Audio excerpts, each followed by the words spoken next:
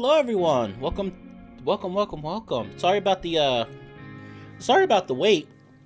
I didn't plan on being going for an extra half hour. I wasn't really going, but like, I had stuff that came up. I wanted to take a shower, wash off real quick, make sure the trash is taken out and everything.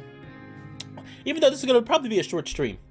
But how are we doing today? I'm so excited I'm actually pretty freaking excited to get started on this. I'm gonna give like another minute or two and before I get started.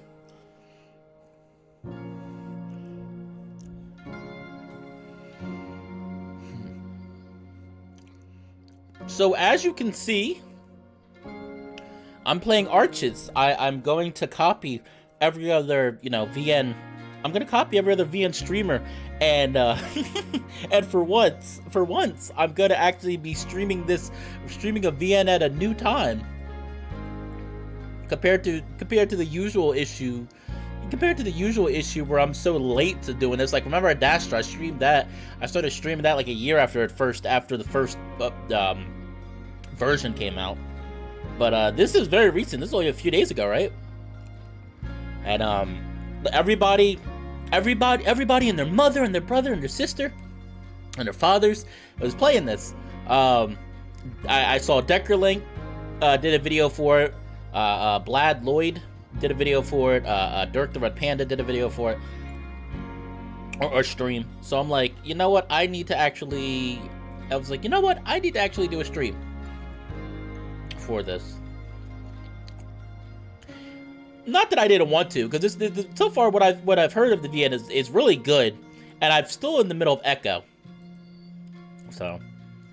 I did want to say real quick, I still am going to be streaming Echo. Apologies for the delay with in between streams. I'm still going to be streaming Echo.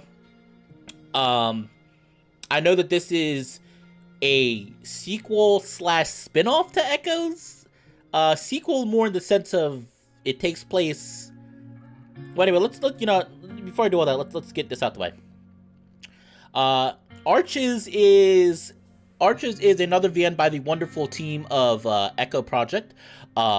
Once again, like most of Howley's VNs, this is pretty much for the most part, a different team working on this. You got different artists. You got a separate artist, composer, CGI, etc. Now this is like I said, this is a sequel / spinoff. Arches takes place I believe it said 5 years after the end of Echo. At this point in the game, Echo is pretty much is an abandoned town for all intents and purposes. I'm still playing through Echo, on this channel, so. But I've heard some good things. Fair warning before I get started, then we'll hop right into things. I've been told this VN contains a lot of mature themes. Some of them are drug abuse, mental illness issues, and just plain existential horror. So, fair warning, if you are squeamish or not really, into mature subjects like that, I would recommend that you leave. Now, for the big boys, girls, and other people here, I'm gonna be playing Arches. I don't know much about it. I haven't watched anybody play it. The most I watched Blad Lloyd play it for I watched 10 minutes of his playthrough, and I stopped because I didn't want to ruin it. But I don't know much about it. I just know basically what I read on the itch page. So, with that being said, though, oh, hold on. Hi. All right, now we're ready. Now we've got the face cam. We're ready to go. And real quick, everybody can hear okay, right? The volume is good. The music's good, right? Everybody can hear. There's no issues, right? Before I get started, if the face cam looks like it's obscuring something too much, let me know. I'll try to move it around. There's plenty of places I can move it to. All right, but with that, let's get started. Going in blind.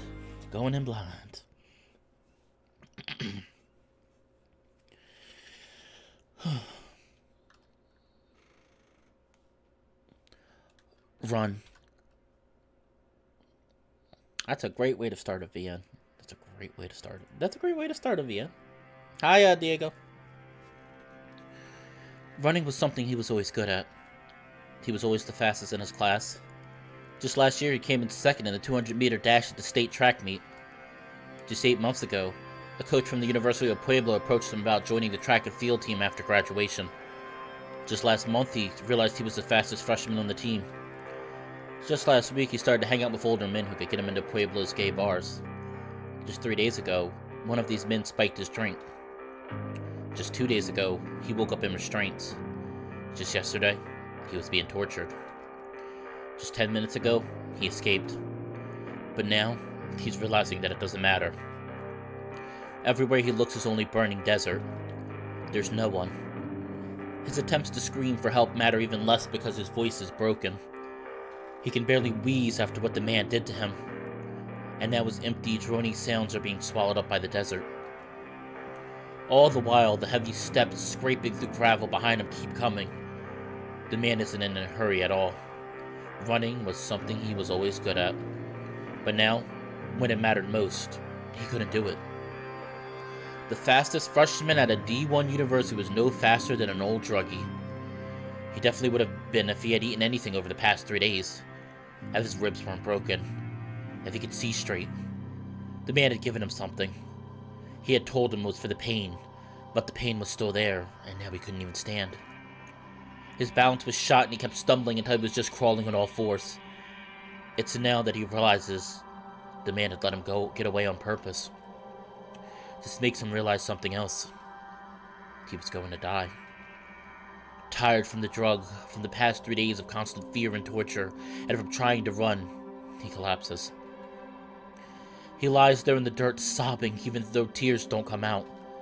He'd run out of those after all the things the man had done to him. The light above is blinding. He wonders if this is God. His mom was a devout Catholic, and even though he never believed, he promises that light that he'll become a believer right then and there if it saved him. The crunching gravel footsteps get closer. I need to go. His voice is still ragged and hoarse. The footsteps come even closer. I have a meat. There's a childish, high-pitched laugh.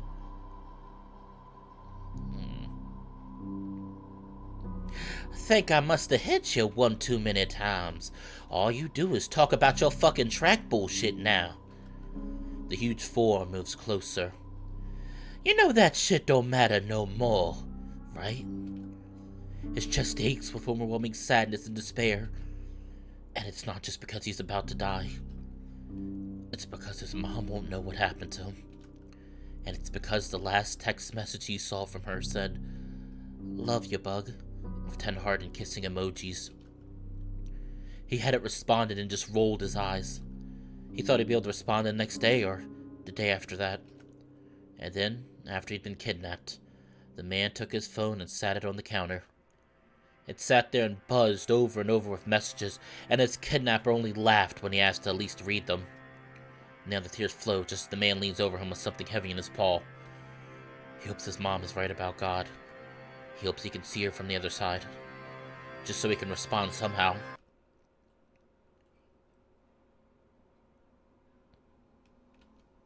But there was nothing.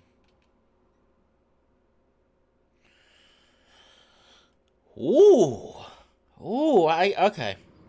All right, I'm getting some tangles. That was wow, that was a very, very good opening. That was a very good opening.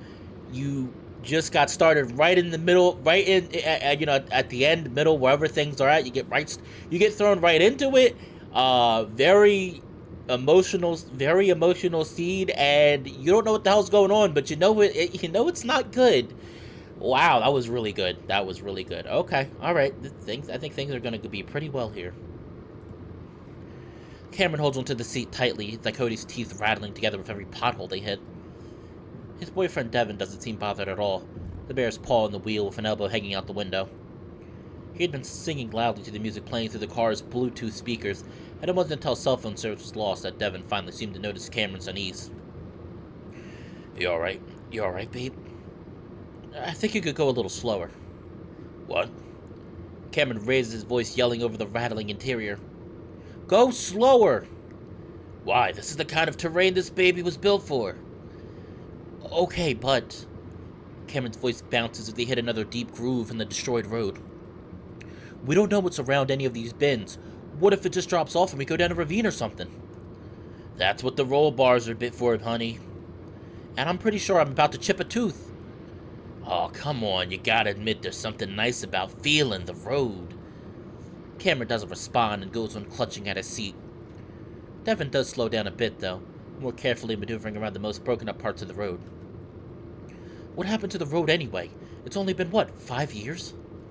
Flash floods, according to what I read online. Obviously no one's around for upkeep, so this is what happens. Oh yeah, I forgot how the state works.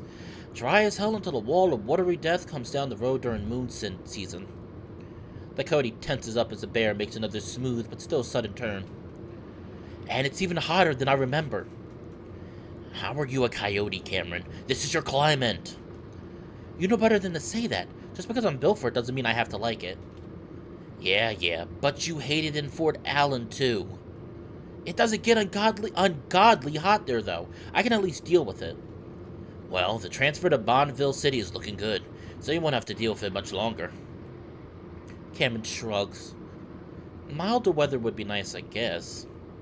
Devin grins. Nicer weather, nicer scenery, and nicer people. Everyone's a Mormon, which is why they're nice. The ones living down here aren't. There's a big difference between the fundamentalists and the normal ones. The ones that baptize dead people and wear Jesus jammies under their clothes. Dev shrugs. Most religions are weird when you break them down like that. I'm just saying, whether it's magic garments or prairie dresses, they come from the same fucked up place. Devin doesn't say anything, and Cameron realizes how bitchy he sounds right now.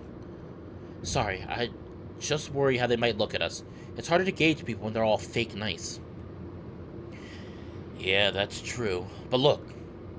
Dev nods his head towards Cameron's window, and the coyote follows his gaze. The rocky, uneven landscape is opened up to a wide expanse of blue. That's Lake Emma, which means Echo is... The bear looks ahead, and the first thing that Cameron sees is a tall, rusty sign with letters on the top that he can't quite read from this distance. Below it is a small, shabby building, and behind it are a few smaller, even shabbier buildings. Cameron wasn't sure what he'd feel like when he first saw the town. If the coyote really is what Devin thinks he is, then right now he'd feel all the awful, evil things that supposedly happened here. Those small, rundown buildings should be exuding the memories of their past, which would then be projected into his mind. But Cameron feels... nothing. Of course, he kind of knew this would be the case, but had never been to a place that was famously haunted. Not like Echo, anyway. So he worried just a little bit.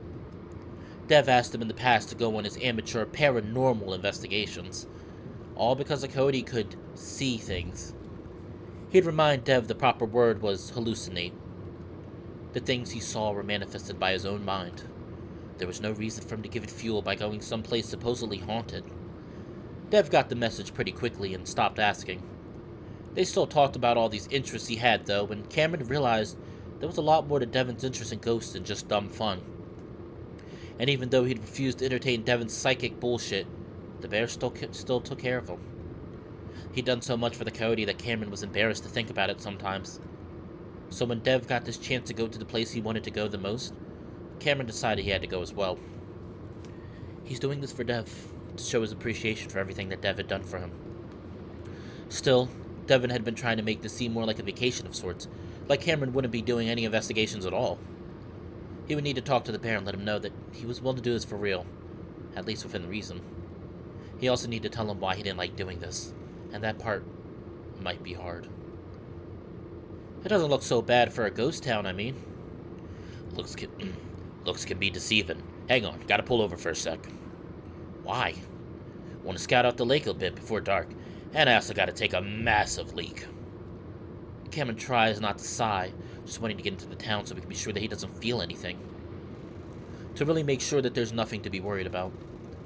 He isn't worried about ghosts, but rather his own brain and what it might do.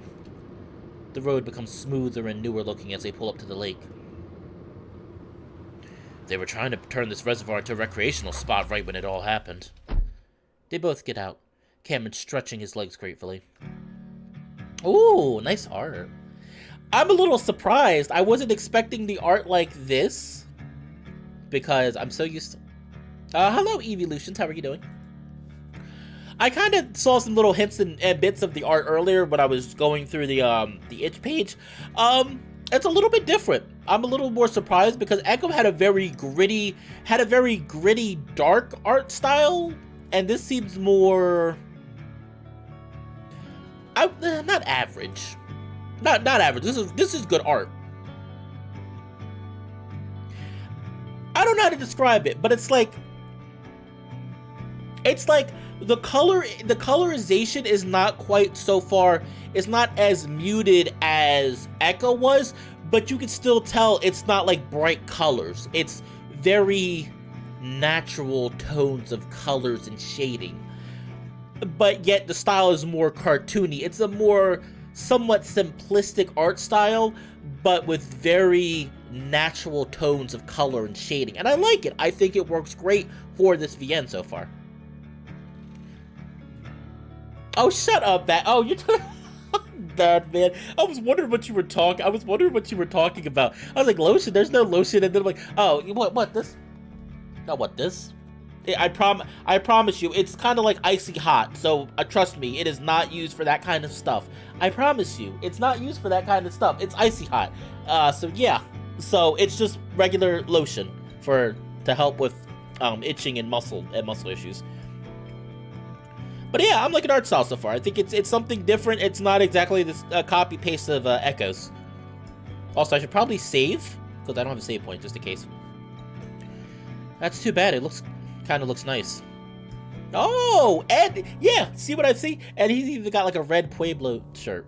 I really gotta finish Echo. I really want to finish Echo.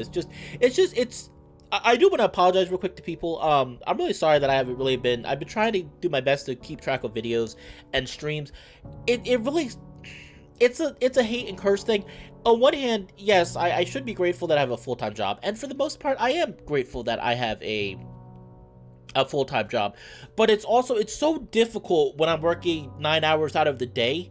It's so difficult to make time every day to stream or to record a video, because you guys know that I edit my videos. I edit them pretty intensely for the most part. For one, because I like editing, and for two, because I like to give my videos their own kind of identity.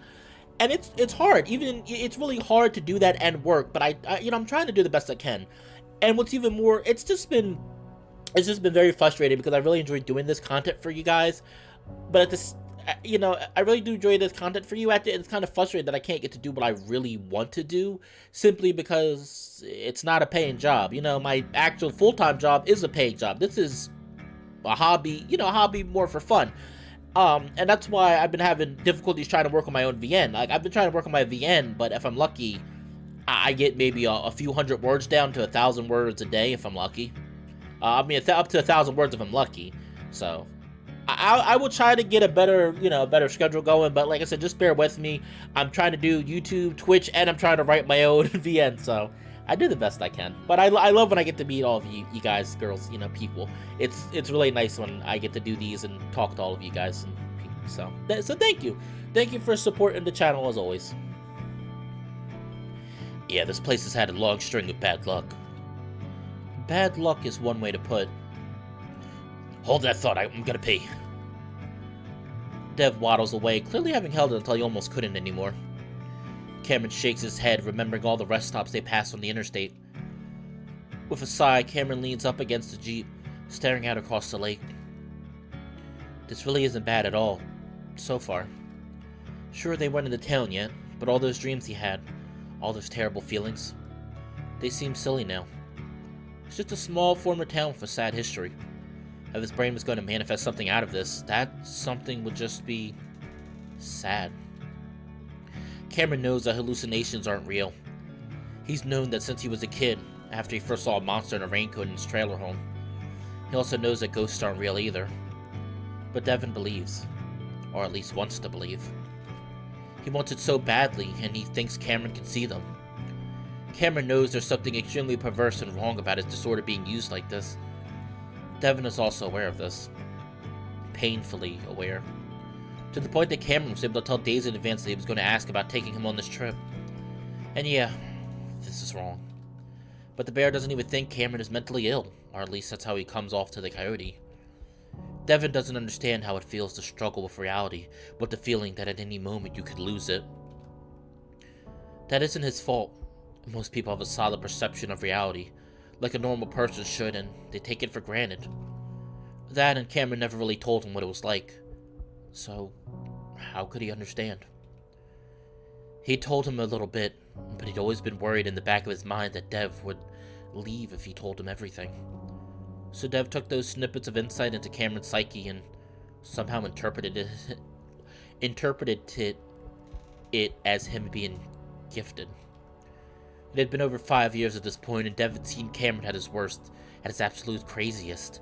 And somehow he'd stuck around and still believed that Cody was just a normal guy with some personal issues.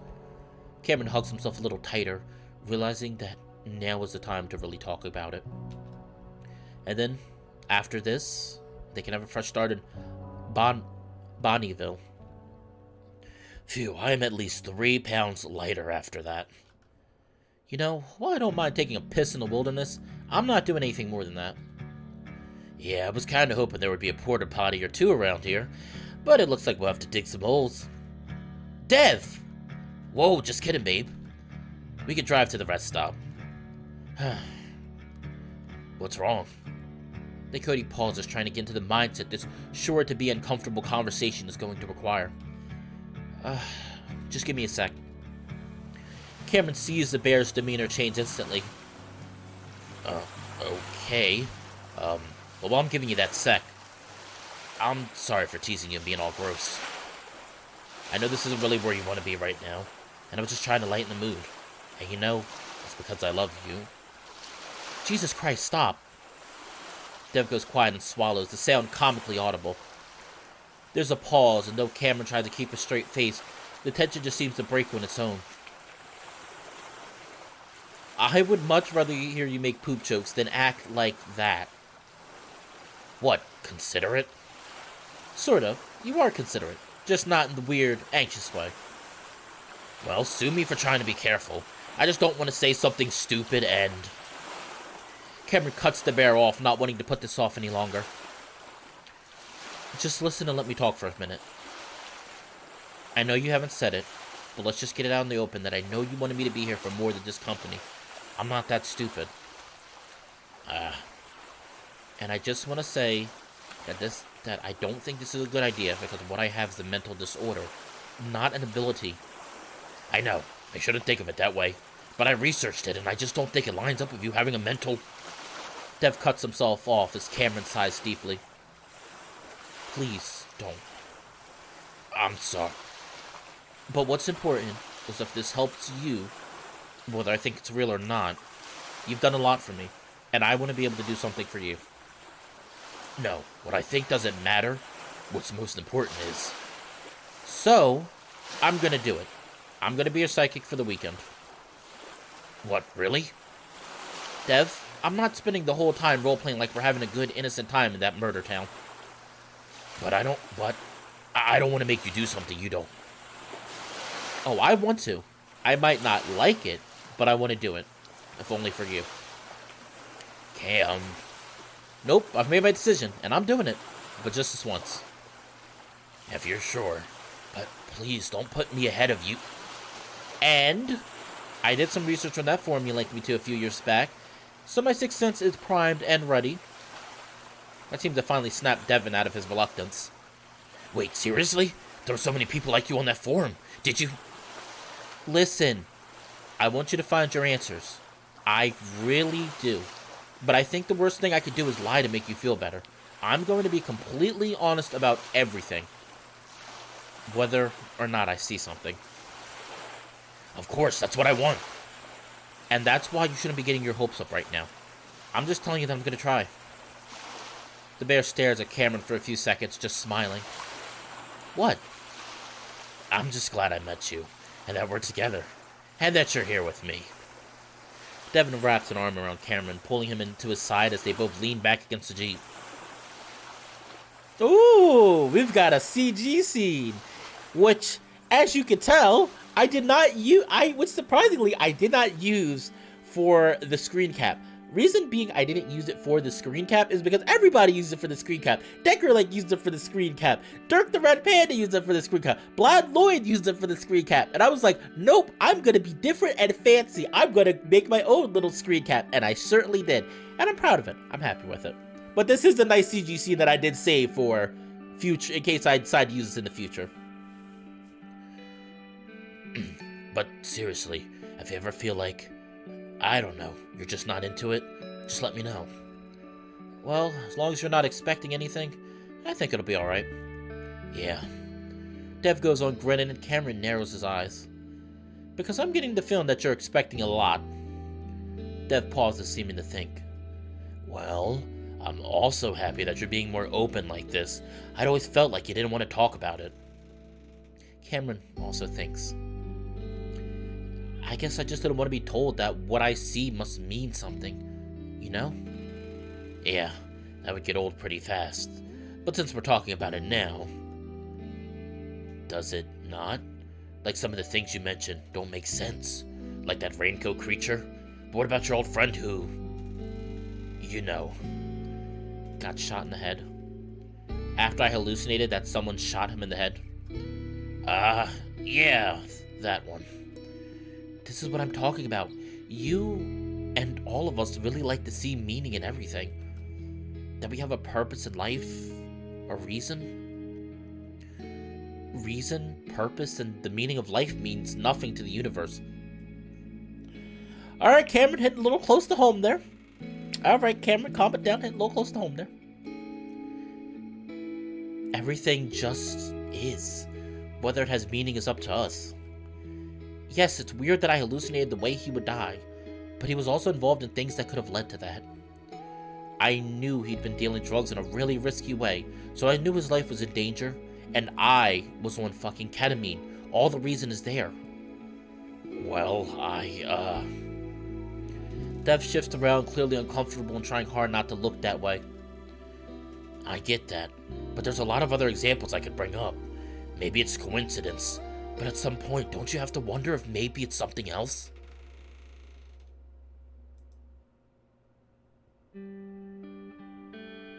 Oh, hey, Stu. I'm surprised to see you here. How you doing, Stu? Cameron sighs. Well, Stu, I don't know if you really see my YouTube. I like to make my own, I try to make my own screen caps. I really have been getting more involved in using YouTube. YouTube. Hey guys, did you know I'm using YouTube? Hello there. Hello, this is YouTube. No, what I was going to say is that I really do, I've been really getting used to using Premiere Pro. A lot of Adobe programs. Premiere Pro, what I use to edit my videos. And I used, I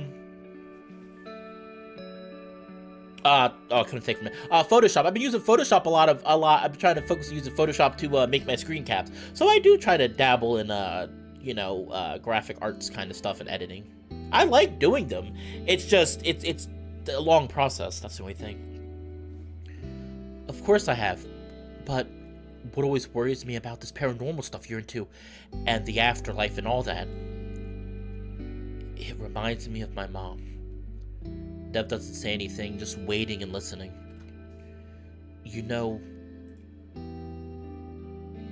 Yeah, Stu, I feel that. I've been busy too at work, but I hope you're doing alright. You know, toward the end, right before I left, she was usually amped up on something to stay awake for her 3 jobs. Whether it was amphetamines or meth, she barely slept. We had this box fan in our trailer, and one day after she turned on, she asked me if I could hear someone talking from the fan.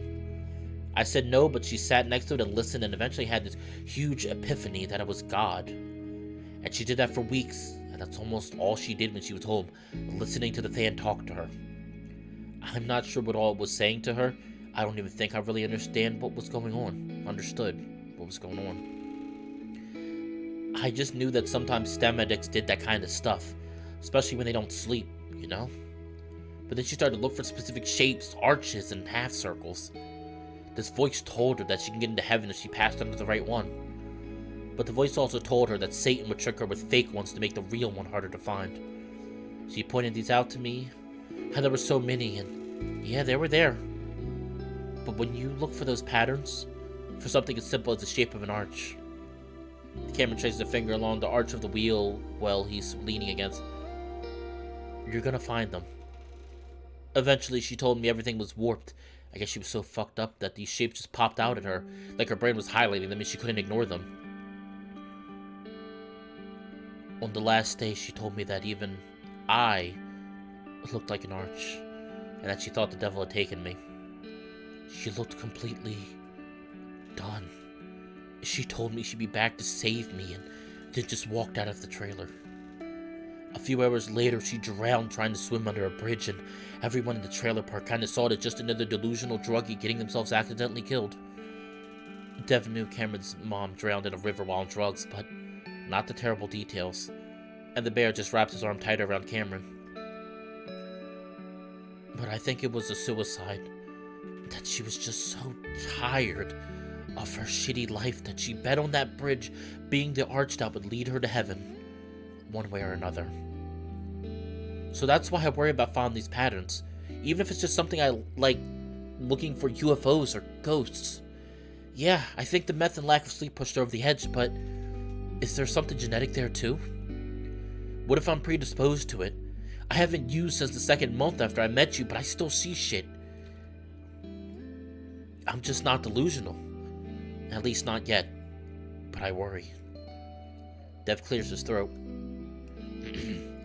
I would never let that happen to you. I know I say stupid shit about it, but I know it can be dangerous, and I'm always looking out for you. Honestly, it's nice to hear that, because just letting my mom sit next to a fan for 3 hours straight every day, feeding on her delusions, was the dumbest thing I've ever done. But I was high on my own drug of choice because I just didn't care. But the thing is that even through that hell she was in, she cared. I took too much a few times, and even though she was listening to her fan in her own world, sticking post-it notes to all the shapes she saw, she still noticed right away when my breathing wasn't right, and I woke up to her spraying Narcan up my nose. Cameron sees Devin tilt his head in question. It counteracts opioid overdose. But the thing is, my mom didn't like opioids because they made her nauseous. So that means she got those nasal sprays just for me, just in case, even when I thought she was too absorbed in her own world to care. So it hurts to think about that night, how I just let her walk out of her trailer like that.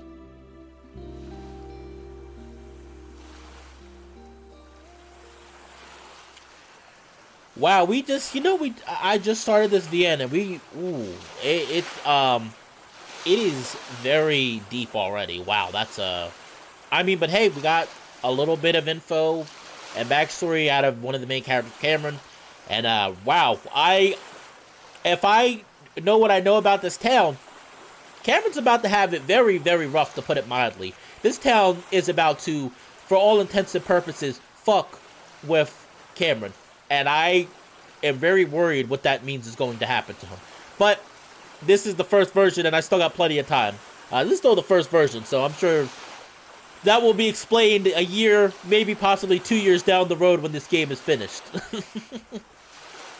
Cameron takes another deep breath. He hadn't planned to even talk about it. And just for intensive purposes, I don't know much about that kind of stuff, drugs. I never... and I'll be completely honest, I've never had drug usage in my life. The most I tried in high school was cigarettes, and that was like 2-3 times maybe. Plain old cigarettes, and I did some drinking, and it was very light drinking. And neither of those really stuck with me like that. I think I was offered hard drug once. I said no. I said I had seen exactly what it does to people. I said no, and I've never looked back on that decision. I never regretted that decision, so. Despite me never having done that, in my own VN, I do have an actual main character who does have drug issues. And actually, honestly, I've really been trying to look for, because that's a hard thing to talk about.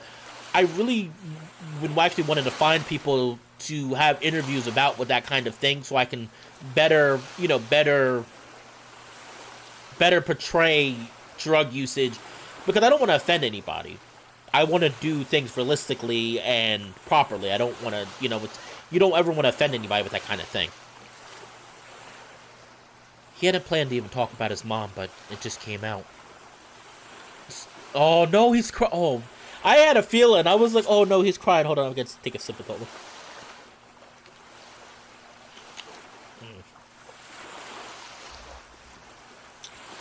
Sorry, I'm rambling. Dude, do not be sorry. But it's part of why I am the way I am.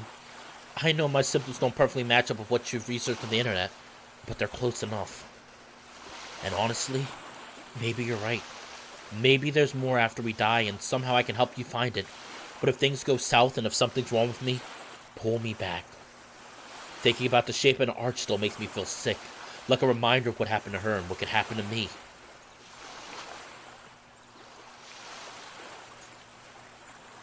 Indeed, drugs are very bad.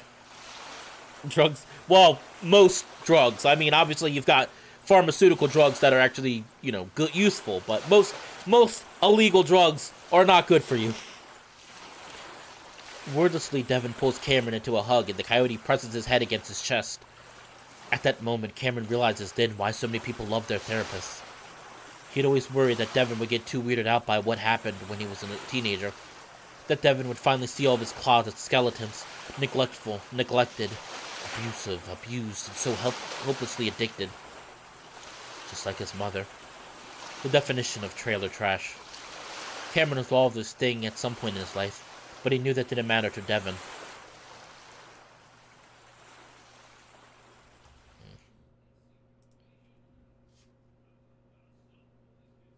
Oof. Oh, that's right, Stu. I do remember you have ooh.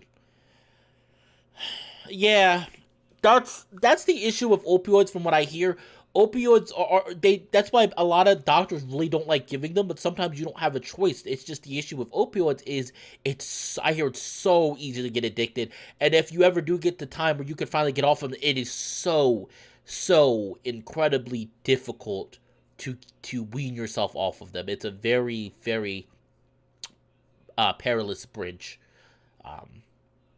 And I'm sorry that I'm sorry that you deal with that, Stu. I mean, the only positive words I can say is I hope at the very least they do help with your, whatever underlying medical issue you do have. I do hope at the very least that they do help with that. Just, probably something that's been told 1,000 times. Just be careful and make sure you stay safe, because I would really hate to hear, that something happened to you because of opioids. After a while, Devin lets go and they start getting back into the Jeep, the bear feeling slightly shaky. Cameron's confession was truly harrowing. Devin had known bits and pieces of his coyote's history, but to hear it like that, how he'd overdosed and almost... Dev shudders. He's just glad that the coyote is safe from now, out of that hellhole. As he's about to get in on his side of the Jeep, he stares out towards the town just a mile or so away. Well, Cameron had told him that this had all made him feel better. Devin was feeling more conflicted than ever. Everything that Cameron just told him practically screamed that this was a bad idea, that this wasn't good for him. Does it matter what he thinks about Cam's hallucinations? That a skimming of abnormal psychology literature about hallucinations led him to believe Cameron wasn't mentally ill? No. How could he take him to Echo after hearing that? How could he ever drag him into this endless hunt for the truth ever again? Yet, at the same time, Cameron's telling him he wants to do this. Dev looks over the hood at Cameron, tapping his blunt claws against the soft top of the Jeep. Hey, Cam. What do you say we just keep going north? Check out Desert? See what Bonneville might be like. See what the Mormons are really like. That could be fun. While he says this, there's a crushing feeling in his chest, dreading that Cameron might say yes, but at the same time, hoping that he will. I mean, with the way things are going, I don't even know if we'll be able to cross state lines in a few weeks. They're starting to shut everything down. Oh, this must be set during a certain virus time.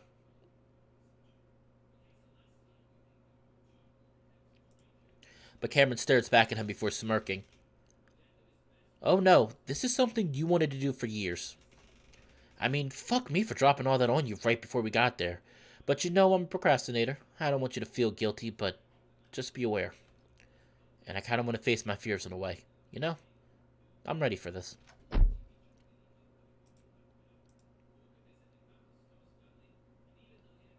The most that I'm on is I'm on muscle relaxer. Muscle relaxer for me, I mean, muscle relaxer isn't really addictive per se. All the muscle relaxer does for me is it just kind of makes me feel tired and sluggish. Shortly after I take them. And of course I do take antidepressants. Which, I mean, those just make me feel nauseous. I mean, really, I don't really take anything that makes me like out there.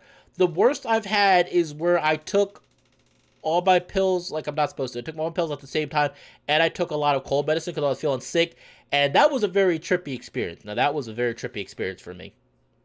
And yeah, it was very interesting. Very, very interesting dreams. And before Devin can say anything else, Cameron gets in.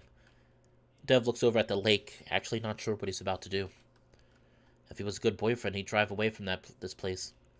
Cameron would yell, curse, and moan about how it took them 10 hours to get there. And Devin would shut him up with one of those sugary abominations from Starbucks. And he would never talk about Echo again. He would listen to Cameron and trust him about how it actually felt to see awful stuff. They'd move, get married, get a big house, and sooner or later, Devin would get his answer because everyone does at the end. As they pull out of the parking lot, he thinks he's made his decision. But even as he tells himself he's going to turn left, back up the road they came, he turns right. Because just before he did, he sees a flash of pink in his mind's eye floating in the middle of a pond, and it's like someone hit him full force in the chest. Before he knows it, Echo is ahead of them. Oh boy, whatever entity is in the town. Oh, okay. Pretty sure that was probably the entity in the town trying to lure them to Echo, because oh boy. Oh, is this that motel from, Echo? I believe it is. Dev frowns as they pull into the parking lot of the motel, staring at the graffiti-covered walls. The cartoonish caricatures have a way of cheapening this experience, but this is only a stupid haunted house attraction. So, this is home base, huh? Devin rubs the back of his head, feeling self-conscious after talking this place up for so long. It didn't look this bad in the pictures. People never have respect for stuff like this. I don't think it looks bad. I love street art like this. And it just makes me feel less alone. A lot of people have been here and we're just fine. Actually, keep an eye out in case one of them is lurking around. All the graffiti artists I knew were really nice. It's not nice to do it in a place where a bunch of people got killed. Well, I think a lot of people would disapprove of what we're doing. And I know you're nice. So just lighten up a little. Ow, jeez. Cameron walks past the bear, slapping him hard in the ass as he does. Devin raises a brow, not sure what to make of Cameron's high spirits. They've just had one of the heaviest conversations of their relationship, and, well, maybe that is why. If Cameron was feeling more comfortable being honest and open with Dev, then that could only be a good thing in the bear's mind. After returning a much harder ass slap that makes Cameron yelp, the bear joins him in exploring the area. Considering that the motel is supposed to be the most haunted building in Echo, Dev had thought it would be a good idea to set up base there. Specifically in room 12, but most of the numbers are missing and most of the heavy metallic doors are locked. Even though they're all dented from what looks to be the result of literal battering rams. Well, they sure seem to care a lot about boarding the place up. They probably got tired of dumbasses crawling in and getting hurt. Yeah, but luckily I'm not a dumbass. Hey, what about me? Well, I don't think a music degree will help us in this situation, but you're still pretty smart. Oh, Cameron's a musician, okay. Oh shit, that's right. You majored in mechanical engineering and you work at the most valuable industrial automaton company in the country. Yep. Devin's a little taken aback by just how cold Cameron's response is. Well, go on. Your classes of dynamics and calculus-based psychic should figure this out for us. Cameron's voice drips with sarcasm, and Dev can only assume he's making fun of the way the bear had tried to impress him with his coursework during their first dates. but Devin tried to salvage the earlier good-natured mood. Well, I could probably break these boards as long as I move my fist at a high velocity. You see, the amount of kinetic energy. Dev's half-hearted teasing trails off. He never much liked the outright disdain his fellow STEM students had for the arts and soft sciences. It's just that I would get Cameron riled up, and that was funny. In college. Now Devin just feels like a dick. Besides, Cameron's ability to understand and play music is basically magic to the bear. Devin's grasp of music is surface level, and he's slightly tone-deaf to boot. Cameron would never point this out. He'd just sing along and attempt to harmonize. And while Devin had been offered a six-figure salary career before he even graduated, he had watched Cameron's dreams of working in the music industry slowly evaporate over the past 3 years. Now Cameron is working at a call center he hates. Why is this game so realistic? Like, geez, do we really need this kind of stuff? Like, I mean, geez, they really want to make sure this game feels like it's really set in the modern world, doesn't it? The bear thought himself to be so smart in college, and yeah, he did alright. But now he's becoming more aware of what a dumbass he is when it comes to communicating with actual people, with his literal boyfriend. He needs to apologize for this one. The bear clears his throat. Yo, Cam. Dev shuffles up to the coyote, but before he can say anything, Cameron just points at a door. See? Number 8, and the door over there is number 3. So, counting in this direction... Cameron's frosty demeanor is completely gone. 10, 11, and room number 12. And wouldn't you know it, it's open. Ah, sweet. Thanks, I went to college. Haha. Now I'll go in first to make sure everything's clear. Of what? I don't know, squatters. Well, get ready to find a dead squatter, because how the hell would they survive? Actually, it just reminded me that there are a couple of creeps that live here, like stubborn locals that won't leave. At least that's what a post said from like 2 years ago. 2 years back. What? I don't like the sound of that. Are they dangerous? From what I gather, they're more of the get off my lawn variety of creeps. Those types can still be dangerous. If no one's been killed yet, then I think we're good. But like I said, I'll look out for you. Dev lets out a mock growl. I'll make them permanent residents of Echo, and by that I mean dead ones. Devin can tell the coyote really is upset. What's wrong, babe? You told me no one lived here. You said that a bunch of times. Cameron, it came up so few times on the forum, and the posts I remember were really mundane. I honestly just forgot. Alright. Devin stared at the coyote, waiting, but he doesn't say anything. Cameron, is there anything you want to tell me? If there is, I'm still hoping you'll be open like you said. I know. Hey, it's all good, man. It's not like I'm expecting you to just share everything on your mind now, but I'm here to listen if you want to talk. It's just hard to explain. I guess the fact that there are real people still living here does make it a little scarier. Does it have to do with the dreams you were having? Dev watches Cameron closely, but he does seem genuinely confused himself. Kind of, but they were weird. I don't think they really meant anything. Yeah, I'm just overreacting. I just really don't want to have the deliverance experience on top of the ghosts, you know? I get you. There's nothing wrong with being vigilant. By the way, I've never watched the movie, I've never watched Deliverance. I know it's a very popular movie. I've never watched it. Maybe one day. My friend from Southland, the one from the town even more haunted than Echo. He says something horrific happens between a backpacker and an outback redneck every year or so. How comforting. But while I was sort of joking earlier, if anyone tries anything, I will do what needs to be done to stop them. Dev doesn't tell Cameron that in that moment he kind of does wish he'd gone through with getting a gun for protection. If those men are still around, the bear has no doubt that they have plenty of guns. Well, let's not think about that, because it's not going to happen. Unless they are squatting in that room. Not for long. Ooh, that's very eerie. The bear's exaggerated bravado becomes genuinely cautious as he opens the door. Hey everybody, does this game really want to make you go ghost hunting? Never heard of that movie. It was a book that became a movie. I think the movie became more popular than the book.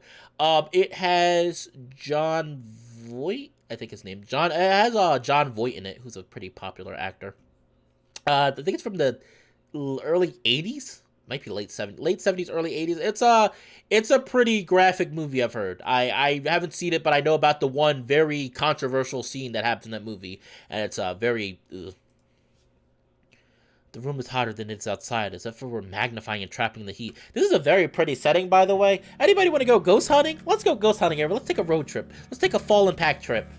Let's go to Arizona. Non-con during a river trip.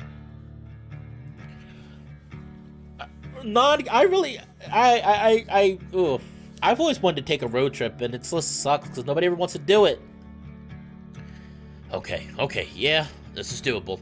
Hey, Cam, all clear. Oh, no murderous hillbillies in the... Oh, gross. What were you expecting? We just need to straighten it out a bit. Look, there's even a mattress over there. Wait, we're not going to use it for sleeping or anything, are we? Why do you think I brought sheets? Oh, I am not sleeping. I am not sleeping in... Kidding. I already told you I have a room booked in Peyton. And we better use it, no matter how into this you get. Of course, but we might as well make this place as comfortable as we can anyway.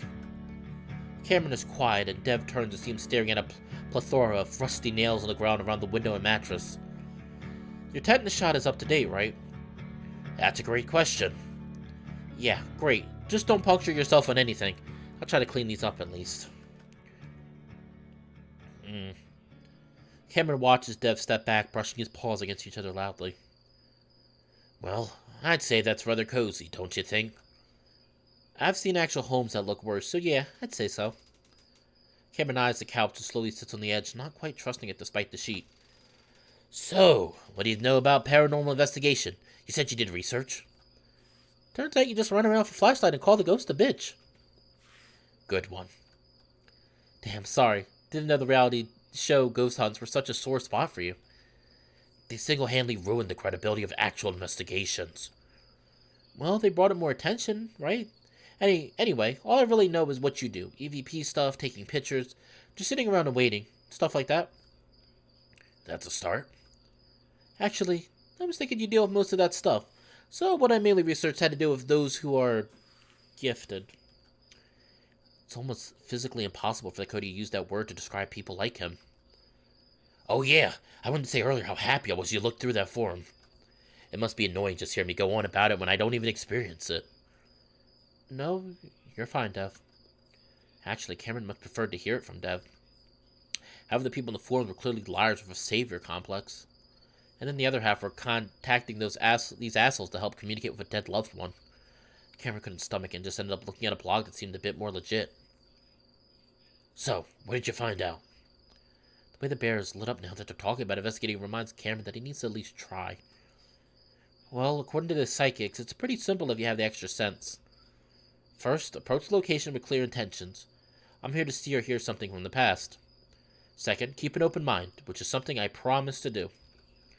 And finally, if you sense that the presence is hostile, always remember that it can hurt you.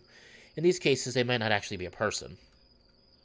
I wouldn't worry about demon shit. Even I have a hard time believing in that. No comment from myself. Just throwing that out there. No comment. You know what? I'll explain it later. You know what? I'll give all my thoughts at the end. I want to get through this. There's something we can agree on. Now I'm going to go out on a limb here and assume something terrible happened in this room. Why else look for a specific room, right? I don't want you to tell me what happened, but I also assume this is a bit of a test. Well, I don't want to call it a test. I'm going to be recording and looking for the thing that happened in this room, too. Just thought you might want to see if you sense anything compared with what actually happened. I think that's a good idea. I'm just going to do some light touch sensing. I think they call it. So I won't see anything, but just sense what might have happened. But tell me if you feel things aren't right. Of course. I'll be fine. Alright, I'll get started. We won't go super late tonight, just want to get a feel for things. Sure, I'll get started by opening my mind and making my intentions clear. Okay, babe. I love you. Devin leans in and kisses Cameron on the head. Then Cameron watches as Dev turns off the lantern, plunging them into darkness.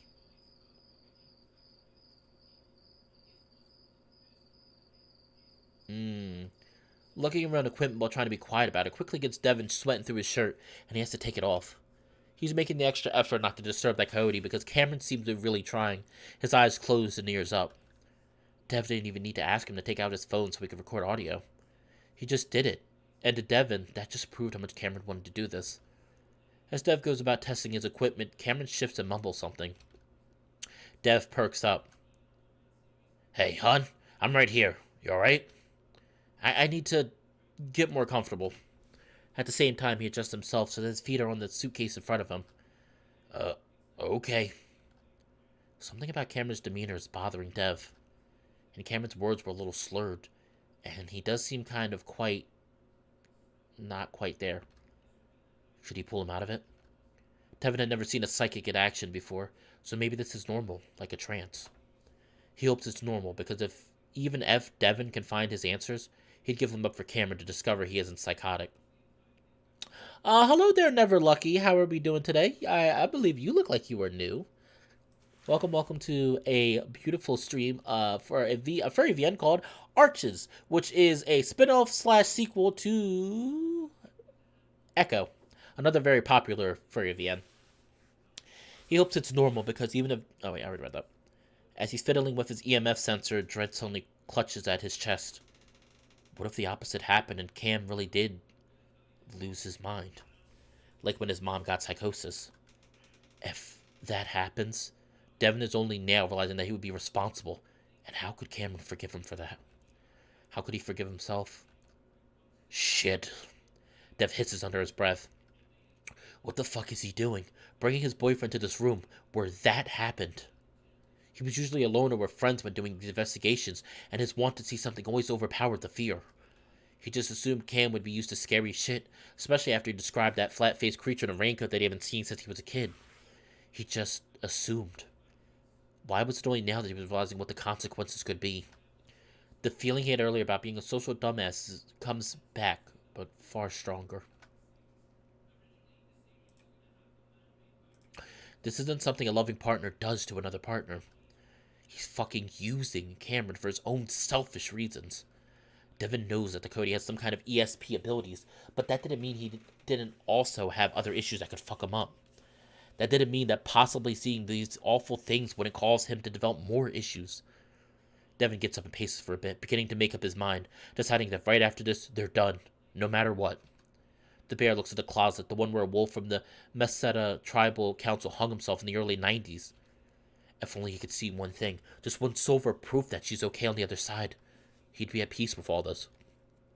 Dev lets out a shuddering sigh standing in the closet, looking at that bar, wondering if it's the same one that the wolf used. Devin feels something. Not a good something. Oh no.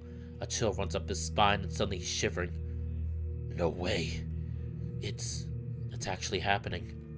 Holy shit, holy shit! It's all he can manage to say. It's happening, but it feels so... wrong. Then a fear that he's never known before takes over. He wants to turn around. He wants to call it to Cameron, but it's like something is around his neck holding him in place. Oh shit. And then he hears a terrible sound behind him. Oh, is there gonna be a loud sound? I'm ready. I'm brave, I promise. Cameron knows something is happening for sure. It's scary, but at the same time, it's making him question what he's always believed. Had Devin been right about this stuff? Had he just misunderstood himself for so long? He could sense someone, nothing like the monsters he'd seen in the past. Instead, this was a man in a suit with a bolo tie. He was sad, he was angry, and he was terrified. Cameron knew this was often what psychics described when talking about sensing people from the past. You feel their most intense moment in life. This man, this wolf, he's going to do something terrible. And while Cameron is marveling over this, the wolf suddenly changes. At the same time, Cameron feels his focus turn to him. This gives Cody pause because now this presence was trying to interact with him. Was this right? Cameron thinks it could be, but something doesn't feel right about it. Like this isn't what he thinks it is. But he supposes that anyone doing this for the first time would feel it to be strange. Maybe he was doing the light sensing wrong. The point is to listen to the past like a recording. This direct communication is scaring the Cody, but this could be his chance to answer Dev's question, and its own question for that matter. I'm sorry to bother you. What's after death? Where do we go? He feels stupid and clumsy, but it's all that comes to his mind. So Cameron asks it over and over. There's a long, empty pause. Oh, gosh. Oh, that got me a little bit. The audio is... Thankfully, the audio is not quite all the way. Oh, that got me. My stomach jumped very slightly. I'm used to playing horror games, but I don't always play them with headphones. I'm going to... Oh, boy. All right, things are about to get serious. Oh, no. Oh, well, thank you, Never Lucky, for stopping by. I'm glad that you are here, too. I play, obviously, I don't, since you've never seen my channel, I do play a variety of visual novels and furry games that are not visual novels, and yeah. Yeah, I would be completely terrified in Cameron's position, especially if you're the psychic, because you're the one that's opening your mind to these supernatural, you're the one opening your mind to these supernatural forces. And that's what a psychic does. You open your mind to supernatural forces, which, again, supernatural forces are forces outside of our complete human understanding. And yeah, after that laugh, I would be too. I want to see if they run out. And then something like a cackle. It almost sounds fake, like a Halloween toy, but it's dark, mean, and it's making fun of him. All the feelings of wonder and hope for a breakthrough are deflated instantly. He needs Dev. He needs to open his eyes. Cameron's eyes are heavy and he can barely focus. Something is going terribly wrong. This presence is evil, malicious. This isn't a person. Now all that, Dakota can sense that a profound tragedy has just taken place. He needs Devin and he thinks he sees him as his vision begins to slowly focus. Oh, no! Oh my god, is he dead? No! No, is he dead? Oh, did we just start with a death here already? I haven't even been playing an hour. Oh, no. Oh, is he dead? Oh, no. Is he dead? Oh, please tell me he's not dead. Oh, Cameron, get up. Get up, get up. Oh, no. Oh. Yep, this game, yeah, I understand the content warning now. Oh, no. At first, Cameron doesn't understand what he's seeing. How is Dev standing like that? Why isn't he moving? He realizes why over the next few seconds. The unnatural way Dev's weight seems to pull up at his neck says it all. Cameron starts screaming, but it's weak, muffled, barely a wheeze from his throat, and he can't move. Paralysis. This isn't real. This is sleep paralysis, but something about this is so fucked, so real, and he couldn't have fallen asleep. He's almost positive about that. But even if he had, his boyfriend could actually be hanging himself while the Cody sits uselessly on the couch. Terror begins to engulf him. How could this happen? How could he do this? How? Cameron tries screaming again, but again it's just a wheeze of breath. He stares at Devin's contact image instead of Devin dead in the closet. They took that picture in college 5 years ago, and just a month into their relationship. At the time, it was a token to show his other gay friends, to prove he had a boyfriend, and that he was a handsome bear. And he'd never changed it, even though he had no one to show it off to anymore. How the hell did they end up here? The phone picks up and switches to speaker automatically. Cameron knows deep down this must be a dream, but Devin's still hanging in the closet. And he's overcome by the horror that this could be just a partial dream, and that the worst part of it is real. It makes Cameron try and fail to scream again. Oh, this is, yeah, we got ghost story. You would know, like... Cameron stares at the phone, unable to understand through the static, but able to recognize the voice. You said you wanted to know what like to die. I'd say it's like drowning forever. Conscious forever while you suffocate for what made you happy when you were alive. Then again, you don't believe in anything. So what you really want to know is what it's like to disappear. Because you're scared. You tell yourself you want to die. That you wish your mom didn't save your worthless life. That you deserve it. Now you tell yourself that if it weren't for me, you'd have ended things back in college. We both know that's a lie. Because you're a fucking coward. You'll stay alive as long as you can be with someone who can keep you alive. I could have treated you like absolute shit the past 5 years, and you'd still be around today. You fucking begged Dylan not to leave you, just weeks after he punched you and gave you that scar. The one you said you got from falling against a cabinet. You're sick. Meanwhile, you let me put you in this situation. You said you wanted it. Do you still want it? No, please God, no. Cameron can't even move his lips. Anyway, I'm getting a little off topic, aren't I? You wanted to know what the afterlife is like. I'll give you an idea. Devin's voice becomes more muffled. Yo, Lupita, tell my boyfriend what it's like.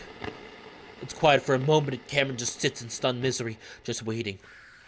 A terrible demonic scream screeches through the phone and Cameron's fur bristles all over his body. And he fights this prison that he's in with everything he has. And finally breaks free.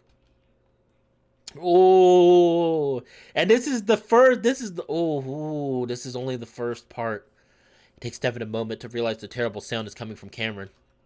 He's never heard him make a sound like that before. At that moment, whatever it is that has a hold on the bear dissolves and Devin turns around heaving for breath. When Dev looks at him, he sees Cameron's eyes are wide open. Cameron? Cameron makes that sound again. Though Devin has no idea what Cameron's seeing, he knows that it's something terrible. Devin feels himself beginning to panic. Baby, please, what's happening? Cameron just stares back and Devin finally snaps. Cameron! Devin is stepping out of the closet when suddenly Cameron lunges off the couch making a feral sound. The look in the coyote's eyes is so intensely unlike him that Devin draws back in fear. Honey, it's me. To Dev's shock, Cameron's paws fly to the bear's neck, but instead of squeezing like he thinks he's going to, they rip at the thick fur there. Wait, stop! Devin manages to catch Cameron's paw in his own much larger paws, easily restraining the smaller male. Cameron continues to stare at Devin's neck, seeming to search intently, then he looks up at Dev's face. I saw you die! You called me and screamed at me! Though Devin doesn't understand, he can tell this wasn't one of Cameron's typical night terrors. The look on his face says it all. Fuck. I'm really, really sorry. I'm driving you to Peyton right now, or wherever the hell you want to go. But as Devin tries to pull him to the door, Cameron resists. Wait. Just let me catch my breath. Okay. Just take deep breaths, okay? Oh my gosh. I'm assuming that they're happening in 2020. I'm assuming because they did make a mention earlier in the video when I was playing. They made a mention of state lines getting shut down. They didn't say what it was specifically, but I'm assuming 2020 this takes place. Devin fumbles with the lantern until he turns it on. Then he stands next to Cameron for a few moments, listening to him sob. Can I at least hold you? Please. Cameron leans toward him as an answer. While Dev strokes his head, Cameron starts to rub his back, like he knows that Dev has been terrified too. I'm fine. It was just a really intense vision. I'm so sorry. I've never seen you like that before. You scared the absolute shit out of me. Did you think I was attacking you? Uh-huh. You were going after my neck. Sort of. Oh no, I saw you hanging in the closet. Cameron's breath hitches in his chest. Like, from your neck. No shit. Yeah, and it was so fucking real. They hold each other in silence for a while, Devin mulling over what Cameron just told him. Oh, let me save real quick. I gotta remind myself to save. Let me save. Devin no longer has doubts that Cameron is psychic, but right now that doesn't matter. He just wants Cody to feel safe again. Devon? Yeah, honey. I think you're right. What about? Something happened. I don't know if it's ghosts or whatever the hell else that could have been. But that wasn't just me. I've never felt or seen things like that before. There's more to this than me being crazy. There has to be. We can talk about this when we're in Peyton, okay? Dev, I promise to be honest with you, and I need to tell you something now. Otherwise, I probably never will. What is it? Dev's heart starts to pound as he sees the look on Cameron's face. Lupita was in this vision, Dev. But please believe me when I say that I don't think it was really her. But... What? Cameron hesitates. Cameron, Cameron, please tell me. I'm really sorry, but I heard her and it was awful, and I don't know. It was just a terrible scream. It was horrible. The floor seems to fall out from under Devin, and he feels like he's falling into an abyss. It's the end, isn't it? To be continued. Yep, to be continued. Wow.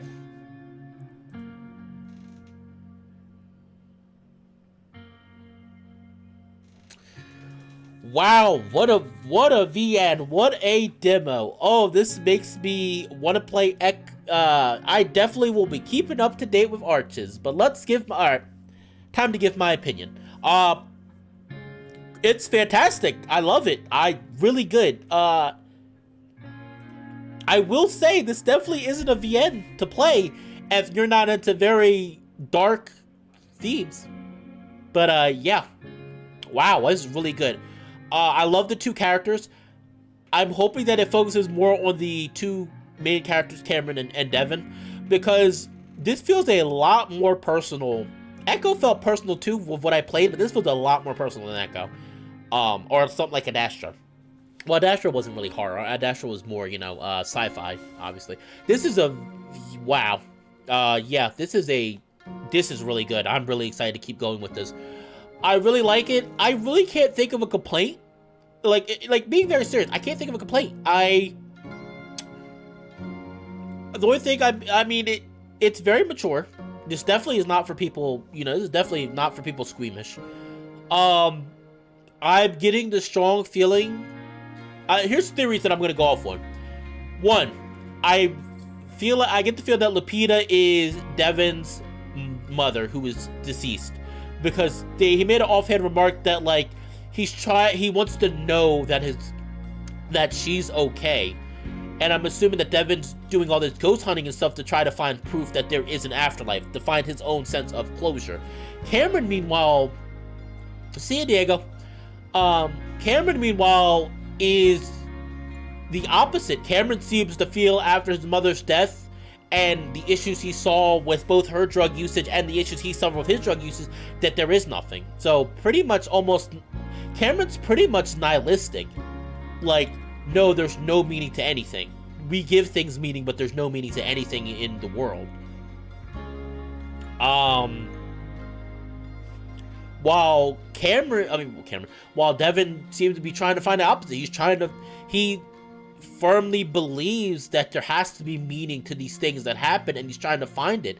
So I'm really wondering what kind of conflict that's going to lead into. But now it seems like Cameron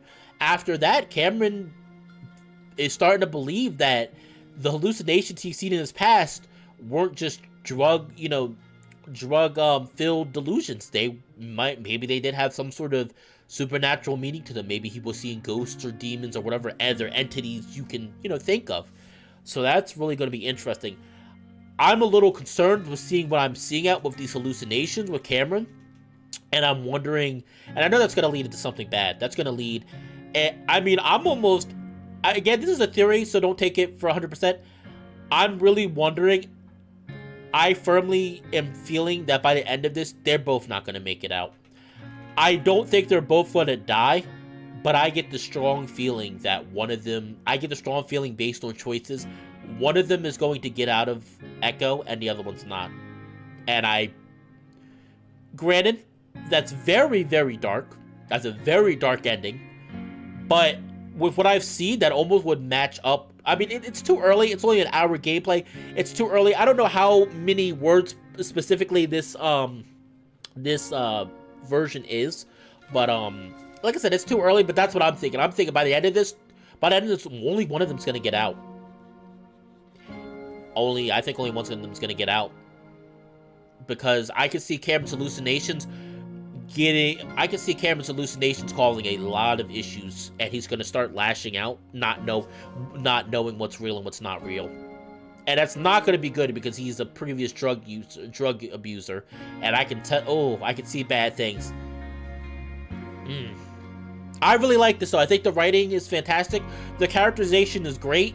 The opening was fantastic. They get you right in the middle of things. You don't know what's going on, but it's enough that you're like, okay, I'm interested. I want to see where this goes. it's enough to show you that there is danger still in Echo. Despite the town being, for all intents and purposes, abandoned, there's danger still in this town, obviously, with the entity that is mentioned in Echo. And I think it's a little hinted at in Smoke Room. I still haven't played Smoke Room yet, by the way. I haven't touched Smoke Room yet. But, yeah, I'm liking this. I definitely will be keeping up to date with this. Howley, Vlad, I did want to ask you, is Howley the one writing this? Because I know a lot of VNs, no offense, a lot of VNs in the Echoproject, his name's on, but he didn't specifically write. He more kind of looked things over. Like, I know Echo for a fact is written by him and another person, but it's mainly Howley. And Adastra was written by somebody completely different on the Echoproject team. Now, this feels like I get a lot of Echo hints from this, so I'm pretty sure probably Howley is the one writing this, but I do just want to make sure. I'm wondering, is it just Howley and McSkinney again, or is it just Howley writing this? But it's really fantastic. This is great research for myself, because very, like I said, very fantastic characterization, very believable interactions with the two of them and their relationship. So I'm really excited to see where this goes. Hopefully I won't have to wait forever for the next public version to come out. But yeah, stay tuned, everyone. I will definitely be keeping up to date with this VN. And I will be trying to finish up Echo as much as I can, since Echo is completely finished. But yeah, I can't wait for the next part. I really like this. Adastra for me was a little iffy. I didn't think it was great, but I thought it was good. But this definitely I love. I love this, and I can't wait to keep going with this. With that being said, though, real quick, I did want to give a quick spiel of what's going to be happening this coming week. Well, no, this week it's Sunday for me. I did also hear that Adastra had a sequel, mid-equal, whatever you want to call it, called, oh crap, what is it called? Well, anyway, Adastra has another VN that they're working on. I know there was Kemia, but I heard they're taking a break on. I think they're having some production issues, or I'm not sure, production or writing issues or whatever. Kemia was something I was going to play, is on hold, so I won't be playing that for right now. But I will definitely be playing the first public version of another VN that came out that's set in the Echo universe, mainly the Adastra universe. I definitely will be playing that, though. This coming week, I'll stream that, too. But anyway, everyone, thank you so much for stopping by. Like I'd like to say, I really appreciate all the support that I get on this channel. It is very heartwarming. And this, yeah, I got a little emotional. I'm not going to lie. I didn't cry, but there was one part where I was getting really teary-eyed. Mainly the part where Cameron was being talked to by ghosts or whatever they were about not believing in stuff and stuff. That was really emotional, and I kind of understand his mindset. Kind of, not completely, but kind of. But yeah, take care, everyone. Have a beautiful day. Like I like to say, if you really like this video, feel free to hit the thumbs up. Feel free to hit the thumbs up button. Also, if you want to see more content like this, updates, feel free to hit that subscribe button. And lastly, if you really like what I do and want to help support the channel in any way you can, don't be afraid to donate to my PayPal. Info is down in the description below. And every dollar helps me. Every single dollar helps this channel continue to grow and grow. With that being said, though, this has been Fallenwolf. Make sure you stay safe and watch out for the spookies. I'll see you next time, everyone.